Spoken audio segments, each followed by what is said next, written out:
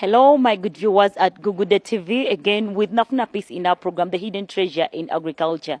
I just want to welcome you back from the 2018 and say Happy New Year 2019. And I want to say we had a lot of shows in 2018 concerning agriculture, and I want to promise you a number of them in 2019, a number of shows concerning agriculture in different categories, and I want to promise you that expect to learn and also to put in action what you have learned, and then you'll make money out of agriculture that you'll never even regret. So today's topic, we are just in Tinda at Minister's Village, and we are going to be looking at urban farming or backyard farming, and specifically greenhouses, and we shall specify on tomatoes in greenhouses. So keep it locked on Google Day TV as we take you through the show.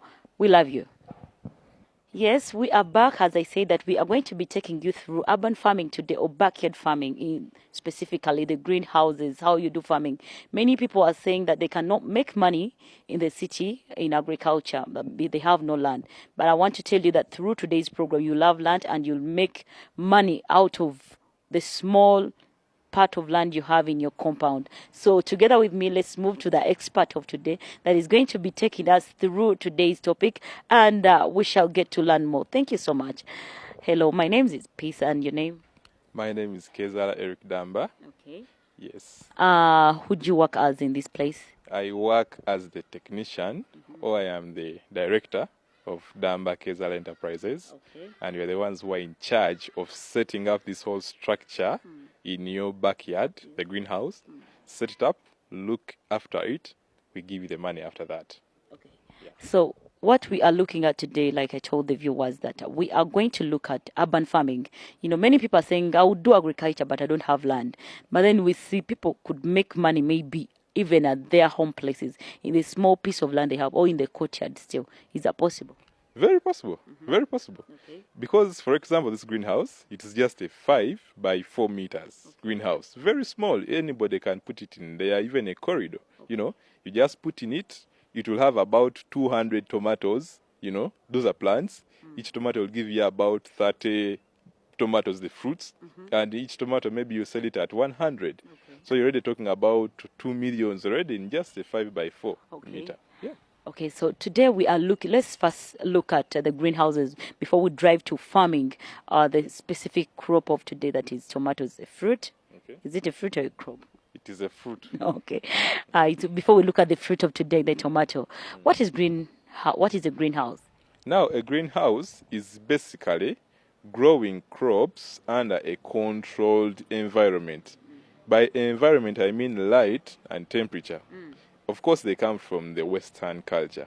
Here in Uganda, what we can design is simply a structure which is able to regulate our temperature, and more so, the very, very hostile temperatures, sometimes even the very high storms, you know, a lot of things which vary because of the temperature or even the climate. So growing in a greenhouse is basically growing under controlled environmental conditions.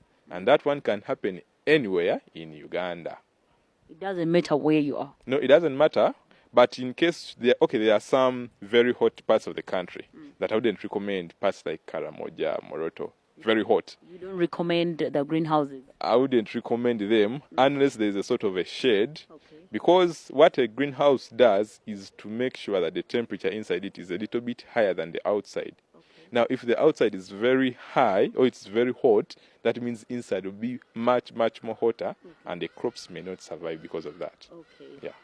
So you have explained to us what a greenhouse is, and a little more light on that with what urban farming is to people out there. Because so you say urban farming, and people say urban farming is farming done in the city, or? Okay.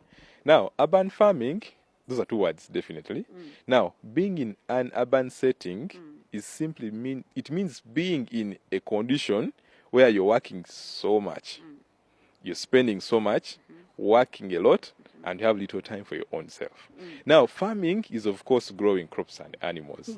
Now, when it gets to urban farming, you need to make sure that you incorporate your little time, your high expenses, and definitely even your space. So in urban farming, we make sure that you're growing things to reduce on your costs. every day you're eating something. Yes. So you can go eat in your backyard and you save that money. So, Then another day, you don't have time. So you need to grow something which minimizes your time or your exposure in the garden. And definitely you need to grow something which is attractive anyway. okay. So you cannot put things which smell bad, in your backyard. You need to put something which is also a little bit attractive, which is good. So the whole concept of urban farming is to make your own money in your backyard conveniently and at the least expectations of capital. Okay. Yeah. I had people say that with the issue of urban farming, the few I talk to as my friends, they say the issue of introducing urban farming is that you farmers are trying to push away the issue of having flowers in the compound and whatever.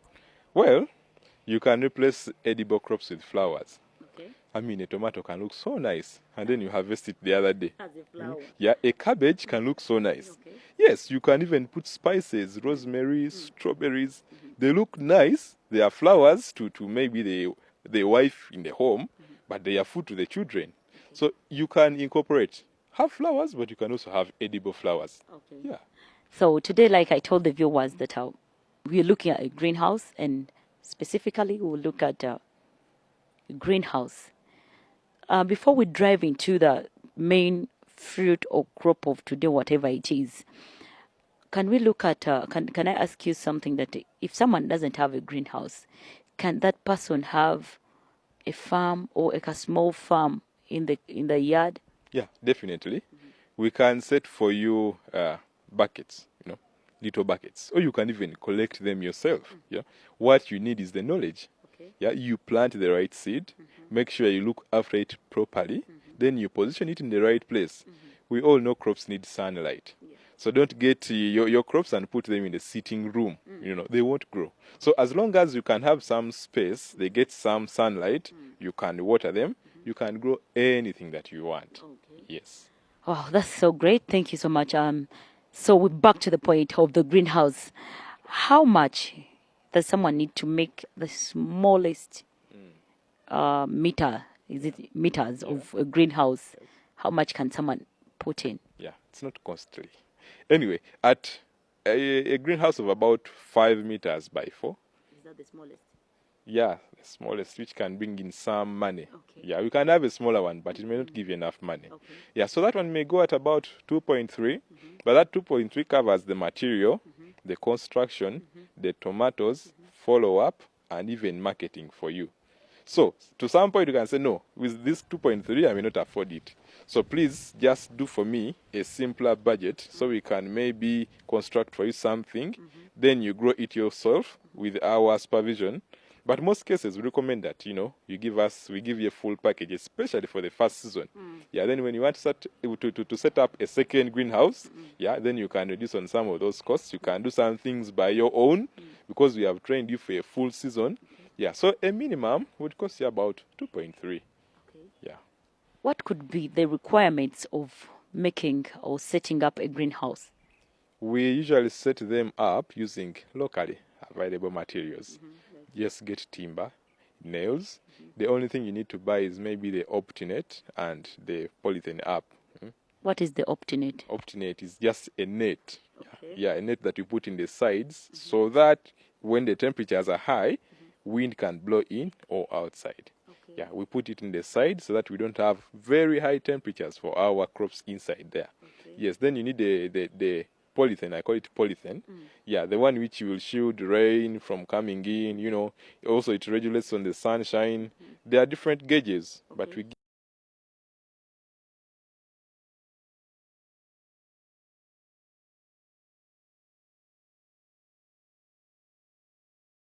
the program, or you need to go to that person individually, physically, to teach them?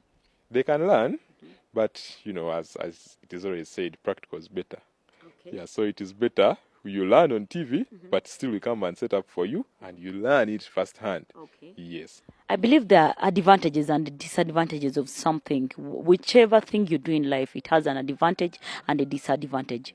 What could be the disadvantages and the advantages of a greenhouse? Okay, I start with disadvantages. Okay. Now, the first one is, of course, it can easily be disturbed by the weather. Sometimes we have horrible hailstorms. They can easily tear off the polythene which is up, or they could even throw the whole structure down. Yeah, but because we construct it using locally available materials, that means we can go to the hardware and just replace. Then the other thing, water. They need a lot of water. Remember, these are very, very, very high, temperatures. So if you don't have water, you could lose a lot. And then the other thing is probably people who play around and maybe a kid is playing and he tears the cavera. Yeah, those are some of the disadvantages. The advantages are so many. The first thing is you have your own key. So nobody is going to harvest without your knowledge. We put a door also. Yes, you put a door and a padlock and you stay with your key. Okay. That is the first thing. The other thing, animals won't just go in. In an urban setting, you have a cat, you have a dog, and if you just put things anyhow, they will destroy them. Yes. So if they are in a greenhouse, then animals won't disturb you. Then in a greenhouse, they grow vertically. They grow upwards. So you use a lot of plants, but in a small space. Then the other thing of whatever you're growing, it is you who controls everything. Literally, that is the best advantage it can give you. Okay. Yeah. You say that I have the control, I have the key. A thief cannot easily come in. But you say you use polythene.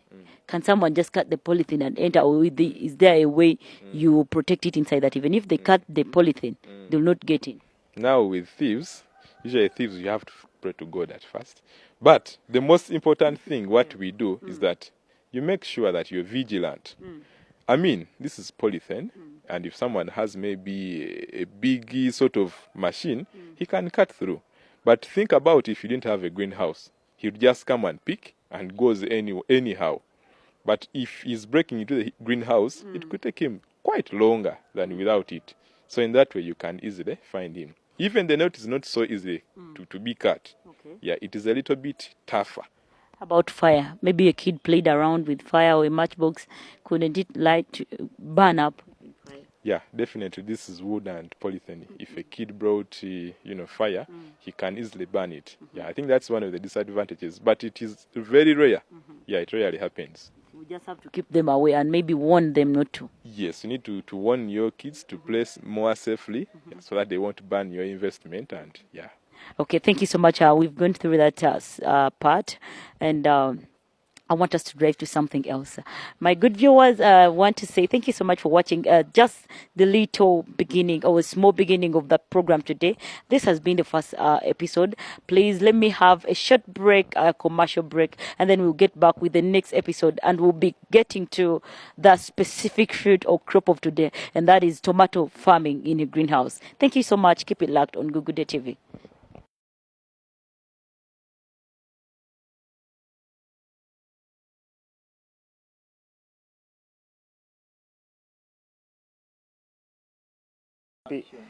Peace, thank you for such a wonderful program.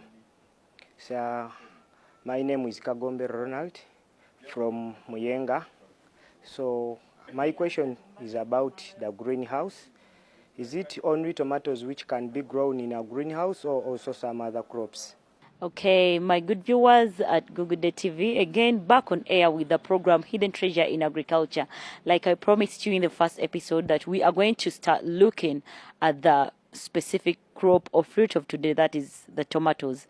Like you can see, I'm already inside the greenhouse, and as you see around me there are tomatoes planted already. So I want us to go through the process. After you having a structure, or after you've called these people to set up for you a greenhouse structure at your place, how do you plant them and how do you take care of them, and which type of tomato is favorable for this kind of farming?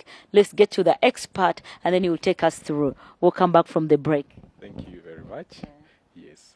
Okay, so like I told the viewers that we are going to look at tomatoes, and so we've come into the tomatoes now. You've told us about the greenhouse, explained to us what we use in constructing them.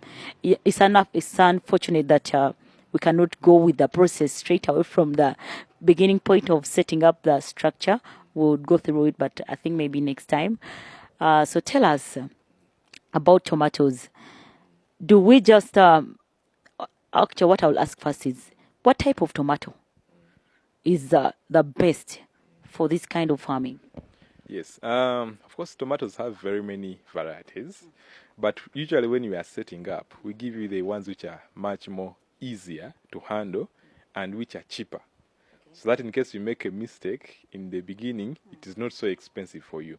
So we put the Tengerus, we could give you maybe Sununu, which they are known to be field tomatoes, but we give them to you because they're a little bit cheaper. So in case you make mistakes, it is not very expensive. But once you learn, you can go for these other high values. We have Acidas, we have Jara F1. There are so many, which are high value, but the seed is expensive. So the best thing, start with the ones which are cheap. As you learn, you'll get the expensive one later. Apart from you saying that you look at the cheaper variety of tomato, how about I want you to say it doesn't matter whether it's expensive or cheap, but tell that person that according to the conditions here inside, you'll need this type of tomato for you to get the best yield. Yeah, I would recommend Acida. People know it for fieldy kind of work, but we can also have it in a greenhouse. Yeah, for our conditions here, I would recommend the Acida type. Then we have Jara F1 from Holland Green Tech. It is also a good one. Yeah, so those two can do well if you really take good care of them. Yeah. So now you have set up your greenhouse structure, and now what you're going to do, like today we are planting tomatoes. How do we start up the process? Now we start by putting them in a nursery bed. Get the seed, put it in a nursery bed for 1 month. Yeah, every day you have to take care of them. How do you care for them? Make sure they have enough water. When you're putting them in the soil or in the seed, make sure you put an antibiotic, a fungicide, and an insecticide. You mix the three. Mix them in the soil? You mix them in water, and then you can pour them into the soil. Yes, before you plant. Yes, before you plant. Now, the soil, usually we use seedling crates. Now, in seedling crates, we discourage the use of water. Sorry, how do the seedling crates look like? You plant them. Do you have them here? Okay, we'll see them. As you explain. Yeah. So now in the seedling crates, what we put there, we prefer you put either peat moss or cocoa peat. What is that? Peat moss or cocoa peat? That could be something that someone out there may not understand. Now, peat moss and cocoa peat, they are growing media. They are the substitute of soil in a seedling crate. Their advantage is that they can easily regulate the water. Now, if somebody just uses soil, it can either cake, it becomes solid like a stone very fast, or it could lose the water very fast, or it could easily make it so soggy and it is very wet. So the best thing for starters especially, we recommend you either use peat moss or cocoa peat. Do we buy them, or how do we get them? And they are sold in these shops everywhere in the country, all those agro shops. So you can go and ask for peat moss or cocoa peat. They are always available. After getting the peat moss or cocoa peat. Usually, if it is cocoa peat, we prefer that you soak it a day before. In water containing a calcium containing chemical. So that you detoxicate, you remove the toxins out. Yeah. Then after you wash it the next day, then that is when you can put it in the seedling crates and put the seeds. You make sure you don't push them very further. Just half of the first inch half of the first inch of your finger. Okay. Yes, is what you use to measure. Then size of the hole. The hole to put that Yes, seed. the seed. Yeah, so you put one seed per hole because the germination percentage is high enough. Yes. It goes up to about 95. So you make sure you're not putting so many which grow in one hole. Okay. Yeah, so you put it there, and then after you can water and cover with a cavera, and then every day you have to be monitoring. Now, at about 3 days, they'll start peeping out. Yeah, immediately you see the first one that is peeping out, you just uncover. So you uncover and then you put them in a shade, you know. But that shade must be accessing sunshine, in the morning and in the evening, but not in the afternoon, at noon time. Yeah, because at noon time it is so hot, it will just scorch them and they die. But in the morning, they are still, that vitamin D that even people need, that sunlight is still good, and also in the evening. So which could be the best place for locating that the nursery bed? Like you're saying, it's supposed to be in a place where it can access light in the morning and in the evening. Which could be the best place? Is it under a tree, or what could you say? It needs for you to put it in an open place. But you make a shade that is 1 meter wide, and it can go for any length. Okay. Make sure it is in the north and north and south direction. Okay. Yeah, so that the sunshine which comes from the east Yeah. can hit them in the morning. And Then also in the west it can hit them in the evening. Yeah. So you just make sure that the structure is long enough, but it can be able to receive that sunlight. So it is very dangerous for you to put under the shade. That means they won't receive sunlight at all, whether in the morning or in the evening. It is better an open place, but when it can easily receive that morning and evening sunlight. Okay. Yes. So now, is that the process? We are done with the nursery bed. Now, you wait for, after removing the 3 days, after removing the seeds, then you can always keep watering, and you also keep spraying. You remember we spray with the bactericide, fungicide, and insecticide. Yeah. So after those 3 days, you make sure every week you must spray. Every day you must check whether the water is enough or it is too little. Now, after, when you're approaching the 3rd week, you have to start now regulating the shade. Yeah, you remove, for example, if it is about to the 25th day, you can remove the shade in the morning completely. Yeah. Then when it comes to 11 a.m., you can put it back. Then the next day you can remove from the morning to about midday. Okay. Then you put it back. We want them. Extending time. Yes. We just want our young tomatoes to know that there's a lot of sunshine around. Okay. So they have to get used, but very strategically. Okay. So that you don't introduce them to hot sunshine Directly. immediately. Yes. We call that hardening off. So that is a very important step that most of our farmers need to know, so that you don't just open it up and they dry, or you don't just transplant them when they are not used. So that is a very important step prior to transplanting. Okay. So after the 4th week, then we can transplant. If you use the cocoa pit or pit moss, it is easy. You just have to pull each seedling, pluck it out. Then you can transplant it in already a pot which has soil in it. Okay. Yeah. So now we are done with the nursery bed and we are transplanting. So how does the pot look like, or the any that you use to plant? Because here I'm seeing polythene bags. Yes. Now, usually we get pots, these polythene bags. We can call it a pot. Yeah. We put soil to about this size. Yes. Then you can get a stick. Yeah. You put in a hole. Yeah. Then you bring in your seedling, which has that pit moss on it. Don't tamper with it. With the roots, you just bring it the way it is. Then you put it inside here and you cover. Okay. Then after that, you water and leave it here in the greenhouse for it to grow. Yes. After that, we wait for about 1 month. After transplanting. Yes. Then you need to mulch, because the greenhouse is very hot. They lose a lot of water. What you need to do is to make sure that you minimize the loss of water, so that you also economize on the irrigation.